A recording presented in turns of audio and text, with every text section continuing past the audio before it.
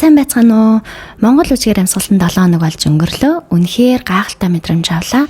Манай шалтгаангүй бяцлаглалын шавь маань миний бүжгийн багшилсан.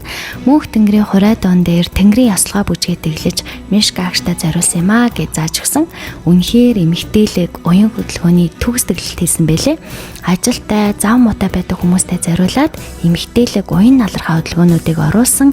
Сурахад маш амархан мөртлөө харахад үнэхээр үзэмжтэй сайхан бүжиг тэглэсэн байлээ. Энэ гайхалтай бүжгээр нийтдээ 5 өдрийн түргөвчлсэн танхим манга гаргаж байгаа юм байлээ. Би 5 өдрийн сургалтанд найзтайгаа сууж үзлээ. Анх удаага монгол бүжиг бүжиглэж үзсэн. Үнэхээр гайхалтай мэдрэмж авсан. Маш хурдан сураад нэг бүжигтэй болсон.